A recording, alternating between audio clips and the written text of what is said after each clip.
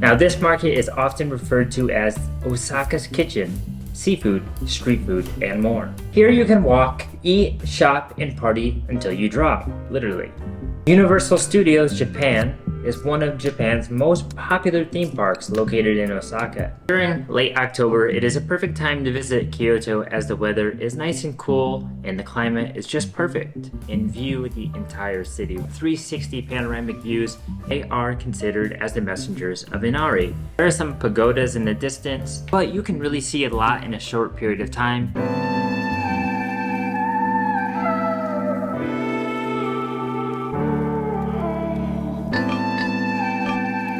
Osaka is the second largest city in Japan and has always been known as a must-visit destination. It is a vibrant and dynamic city with a rich history, thriving modern culture, and is renowned for its food scene. Are you heading to Osaka, Japan soon? Well, if so, this travel guide is perfect for you, as I just recently visited Osaka for about 3 days in the end of October of 2023. So I feel like I have some good experience to tell you about some places you should visit and some things you should do when visiting Osaka. So these recommendations are based off of my experience, and as I said, being there in the end of October means I got to experience Halloween there.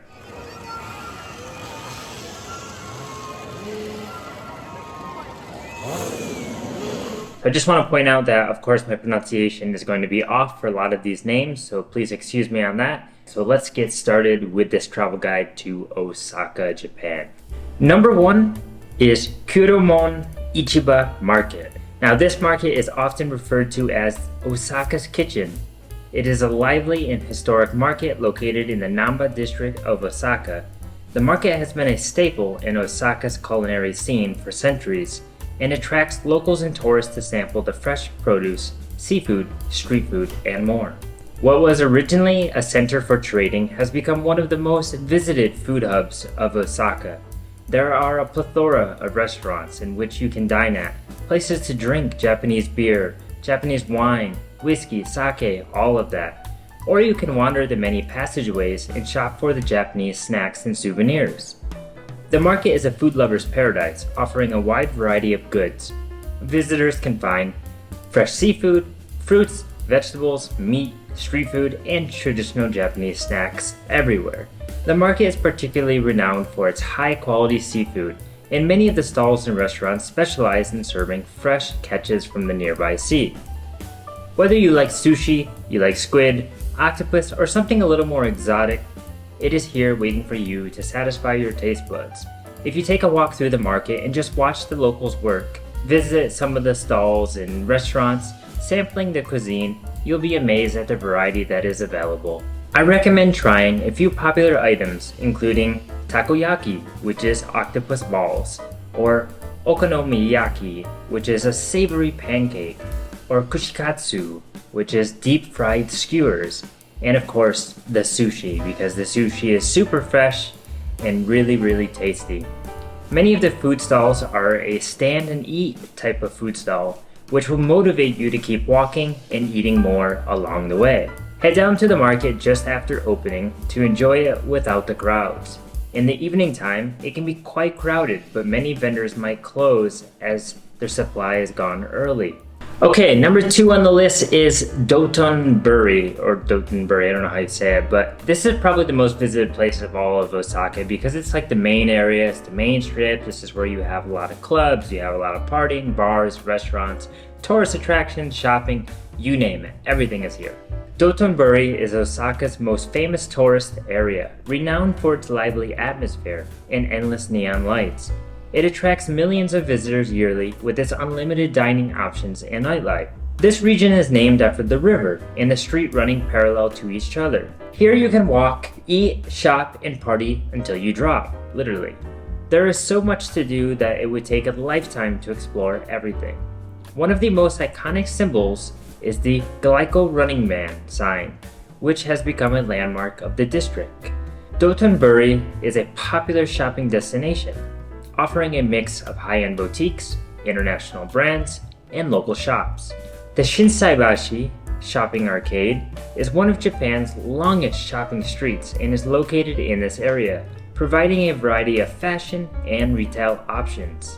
The Dotonburi Canal runs through the district, and the waterfront area is a popular spot for strolling and taking in the views. The canal is particularly picturesque in the evening when the lights reflect off of the water. The district is a food lover's paradise, with numerous street food stalls and restaurants serving a variety of local international dishes. Alright, third place on the list is somewhere that not everyone visits when they go to Osaka, but it definitely is highly visited by many tourists, many foreigners, many local Japanese people traveling in Japan. That is Universal Studios. So if you're unaware, Universal Studios has some different locations around the world, and one of their best locations is actually here in Osaka, Japan. Universal Studios Japan is one of Japan's most popular theme parks located in Osaka. It is one of several Universal Studio theme parks around the world and is known for its exciting rides, attractions, and entertainment based on popular movies and franchises. Universal Studios Japan is situated in the Osaka Bay area and is easily accessible from the central Osaka station and other parts of the Kansai region. Universal Studios Japan officially opened its doors to the public on March 31st, 2001. Since then, it has become one of the most visited theme parks in Japan and in the world. Universal Studios Japan hosts various seasonal events and special celebrations throughout the year. These events often feature limited time attractions, shows, and themed decorations. I recommend riding some of the roller coasters, visiting the themed attractions, such as Wizarding World of Harry Potter and Super Mario World. Also, don't forget to sample some of the cuisine, as the park is well known for its American food and with a twist of Japanese culinary. I visited Universal during the Halloween holiday, which is always a special time to visit any American-inspired theme park. During Halloween, the park is normal throughout the day, displaying decorations, but at night the park converts to a haunted territory. Many guests are encouraged to dress up and blend in with the crowd. Once it becomes dark, zombies come out and try to scare you, but don't worry, as they won't touch you. If you are lucky, maybe they'll let you take a selfie with them. Be warned that the park is limited with space and often gets very crowded during certain days and holidays. It's best to check the website for availability for fast passes, which will make your experience much better. So let me tell you, visiting Universal Studios during Halloween was one of the best decisions. It was super cool. I remember going to theme parks back in the US as a child during Halloween. You know, smaller theme parks, but going to Universal is just an incredible experience because it is one of the biggest theme parks, right? And their displays of Halloween, their costumes that the people have, the zombies that walk around, it is so good and it is so real looking. So it really makes you feel like you're in some sort of horror movie, horror attraction. If you really do enjoy Halloween time or Halloween festivities, this is a place you should add to your list. Okay guys, well as you can see, that is just a quick travel guide of 3 places to visit in Osaka when you are visiting. Now, Osaka is a big city. It's the second largest city in Japan, like I said, so there's so much you can do. You can make a guide for top 15, top 20, you name it, right? So I decided to go to Universal Studios, right? Because it's a one-time thing for me, I think. I don't think I'll probably ever go back to Universal Studios there, but it's a destination that I can mark off my list. I've been to another American-inspired theme park outside of the US, right? So if you are going to Osaka, Japan, I do recommend going to these places or trying to do some of these activities, right? But the most important thing to do is when you're in Osaka, you need to eat. You need to try local food, maybe some foreign food as well, because it is well known for its food. It's the most well-known place in all of Japan, I think, where you can have a little bit of everything from all different parts of the country, if I'm not mistaken. Now, of course, the shopping is popular, the party and all that, so you can definitely enjoy all of that as well. Well, you know what, guys, that's going to be it for this quick travel guide. Very quick one, as I said. I hope you enjoyed. If there was anything I missed or if there was any questions you have about visiting Osaka, Japan, leave them down below in the comments and I will answer them. Are you heading to Kyoto for a quick trip? Maybe a week, longer? Well, if so, this video is going to have you covered because this is a nice travel guide for you for visiting Kyoto in 2024. So all of these recommendations I'm going to give you today are based off of my recent trip to Kyoto in October of 2023. And during late October, it is a perfect time to visit Kyoto as the weather is nice and cool and the climate is just perfect. So please excuse my pronunciation. Some of these words are difficult to pronounce, but I'm going to try to pronounce them the best I can. So today I'm going to recommend 4 places that you visit in Kyoto. First one is going to be Kyoto Station and Kyoto Tower, as they're kind of together. The second is going to be the Fushimi, Inari, Taisha, which are those orangish red gates that you've probably seen on the internet. Number 3 is going to be the Gion district. And number 4 is going to be the Nishiki market. Kyoto is a city located in the Kansai region of Japan. It served as the imperial capital of Japan for more than 1,000 years, to 1868. The city is famous for its well-preserved historic architecture, traditional machiya wooden houses, numerous temples, shrines, and much more. With that said, let's start off this travel guide with number 1, Kyoto Station and Kyoto Tower. So Kyoto Tower and Kyoto Station are a 2-in-1 place, as they are pretty much together. Kyoto Station is the main transport hub, and Kyoto Tower is the big monument, the big landmark that is right there, which you will see from anywhere around Kyoto. Now, Kyoto Station is a very popular place to go because you can catch transportation to any part of the city. But not only is it for, commuting around the city, but it is a well-known place for shopping, eating, just hanging out, enjoying local life there, meeting. And much of Kyoto Station is to be explored underneath the ground. Above ground is where your transportation is, and that's where you're going to be leaving from or arriving to. And so underneath you'll have endless restaurants, endless bars. You will even have some boutiques, maybe some cafes, some places to shop and buy local things, maybe some souvenirs. But one of the best parts about it is it's like dining hall they have underneath. There are so many restaurants, very unique restaurants with authentic Japanese food, even international cuisine from all over the world. Down there you can sit at one of the bars, enjoy some whiskey, some wine, sake, Asahi, the beer, Sapporo. Just so much to offer in that bottom section, and honestly, if you get there at the right time, maybe evening or the weekend, you can sometimes enjoy live music, as they usually have a band playing. But definitely be prepared, because the place gets really, really crowded as it's centrally located and there's so many people coming in and out of there. But it's one place that you should go to, whether it's just a quick visit or it's multiple times during your trip to Kyoto. 100% recommended. Now the second part to that is the Kyoto Tower. So the Kyoto Tower is just long, tall, Space Needle looking like tower, but it is a landmark, it is a monument, it is a tourist attraction where you can go up to an observation deck and view the entire city without any obstructing building being in the way. You have 360 panoramic views, and it is just one of the most beautiful views of Kyoto. The tower is 10 plus floors high, providing guests with unobstructed panoramic views of Kyoto. The tower consists of an observation deck, hotel, restaurants, and a shopping complex. Now head to the tower at nighttime for spectacular views to see the colors it shows off, as well as how Kyoto lights up at nighttime.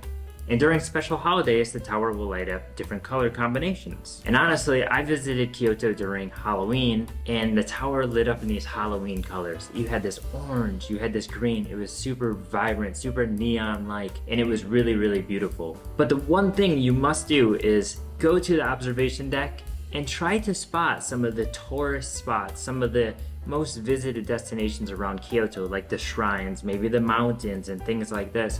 Because there is a map up there that displays where everything is, and you can really kind of find where everything is and kind of understand the city better, and totally recommend it. It's one of the best places to visit in Kyoto.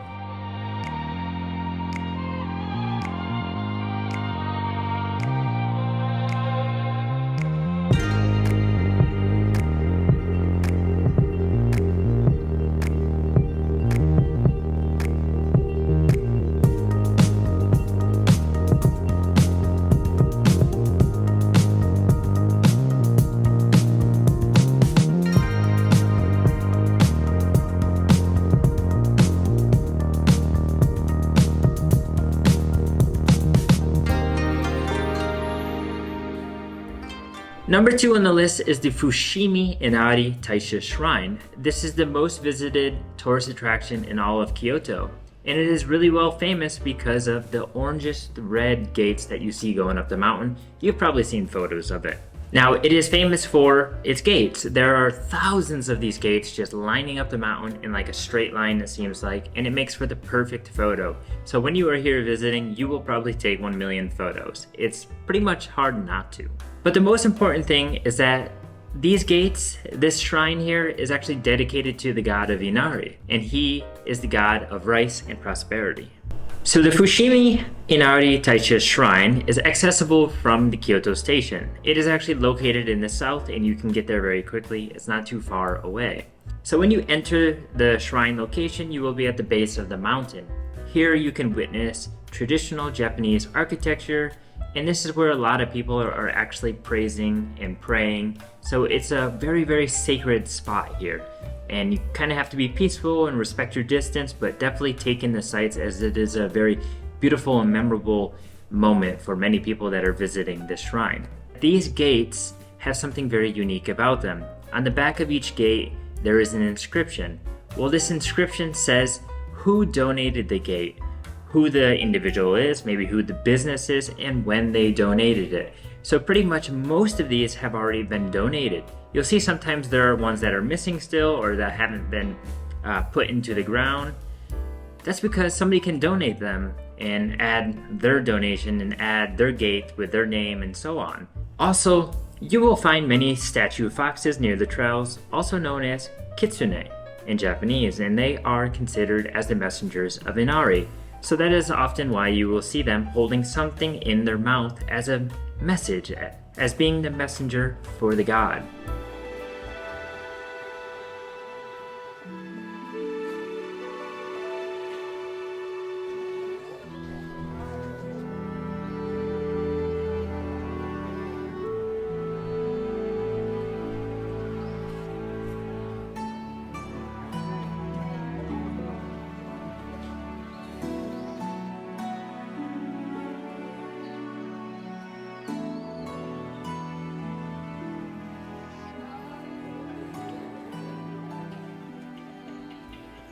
So this shrine is actually the perfect place to get out in Kyoto and actually get some real activity in. It is a location where you will do lots of walking and climbing. Not climbing a mountain really, but just kind of going up steps. The steps aren't very difficult, some of them are just sloped hills, but you will definitely walk a lot, so you need to bring your walking shoes and prepare yourself, because by the end of the day you're probably going to be sore if you make it all the way to the top of the mountain. But I 100% recommend making it to the top of the mountain if you can. Just take your time because the views are breathtaking. You get an unobstructed view of different parts of Kyoto and it's really worth seeing. But just know, on your way up, you can take your time. You can take a lot of photos, that's what people are doing. And there are some souvenir shops where you can shop at, buy some local things, even buy some local Japanese snacks as well. But one thing to know is if you want the best experience of visiting this place in Kyoto, it's best to go early morning, like before 8 o'clock, and late in the evening, as that's when the crowds are the smallest. During the day, it gets very crowded and it can be quite difficult to get a good picture with the gates with nobody in your background. So if you're looking to hire a photographer, even a travel guide, they will probably recommend going at these times in the morning or in the evening. Okay, number 3 on the list is the Gion district. This is a super fascinating place to see traditional architecture. Here you will find very quaint little streets of local houses where people are living, and they are displaying the traditional style of machiya wooden houses of Japan. The area is also referred to as the Geisha district. Gion is the perfect place to stroll around pavement roads and step into tea houses, cafes, small restaurants, and even shop at the many small stores. Now, one thing I'll recommend, which might be kind of weird to some people, is go to Starbucks here, because this is the only Starbucks in Japan, I believe, that has this traditional machiya looking building, right? They converted it into a Starbucks because it used to be a house or a store, and then they turned it into a Starbucks. So this is actually where you can go to Starbucks, enjoy a coffee in a traditional way. There's no tables and chairs really. You sit on the floor with a pillow like you normally do in Japanese culture, and it is super fascinating.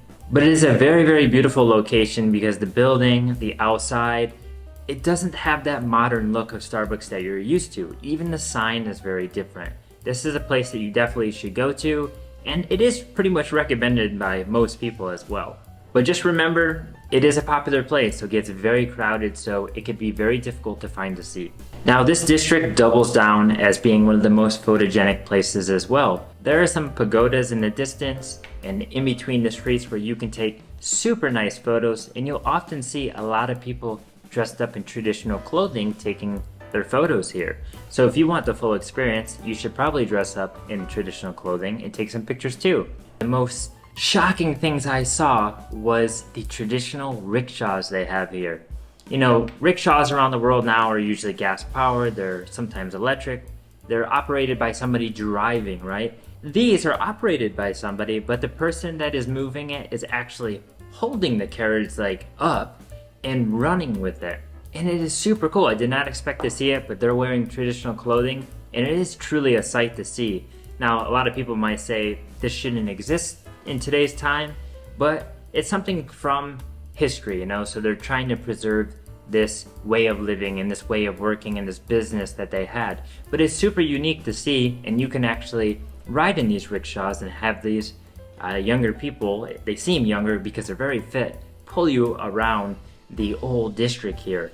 And I definitely recommend it. I didn't do it, but it is a super interesting thing to see in the Gion district. The fourth and final place I want to mention today for you to visit during your time in Kyoto is the Nishiki market. This is a market that is under a roof. Nishiki market, often referred to as Kyoto's kitchen, is a historic and bustling market located in the heart near Kyoto Center. For many years, and still today, this is one of the #1 places people go to eat when in Kyoto. The market is a narrow, covered shopping street that spans about 5 blocks, lined with more than 100 shops and stalls. Each vendor specializes in different types of food, including fresh seafood, pickles, Kyoto specialties, sweets, and more. Sometimes this market is very, very lively, very chaotic. The vendors will be shouting, trying to get people's attention. They're cooking food, selling it to people. People are eating it. It is a very bustling market. And here in this market, you can actually walk down one of the many corridors they have. You can actually just order the food from the people that are cooking it right there. You can eat it right there. They give you a little plate to throw away after you're done. Or you can sit at one of the many restaurants they have located all around. So there's actually some nice fine dining in there, and then also like street food style foods where you can sample the local seafood and local cuisine of Japan. Nishiki Market is a haven for food enthusiasts. The market is filled daily with locals and foreign visitors. Whether you shop at some of the local craft stores or sample the many offerings available, you'll want to stay as long as you can. Now, these are just 4 of the places I visited in Kyoto that I thought were worth mentioning. I only had a short couple days trip in Kyoto, so if you really want to fully explore it, you might want more than 2-3 days, maybe 4 or 5 days, but you can really see a lot in a short period of time, as the city is not too big, but it's very well connected with public transportation, so you shouldn't worry about getting around. Now, as I said, there is a lot of things to know, there's a lot of things to love about Kyoto here, and most importantly is to remember that it is a place to observe traditional Japanese life, traditional architecture, and all of those things. Of course, the food scene here is definitely bustling, like at the Nishiki market, as I said, but here you really go to witness the Japanese culture. I hope you found this travel guide helpful. I hope it will be insightful for you in visiting Kyoto or planning your trip to Kyoto. Maybe you've already been to Kyoto. If you have, let me know in the comments what you thought about the video, what you think about Kyoto. Do you recommend it to others? Because I definitely would recommend it to others, as it is the first city I visited in Japan, believe it or not. But that's gonna be it for this quick travel guide here on Kyoto, Japan. I hope you guys enjoyed, and I will see you guys soon from the next video. Take care.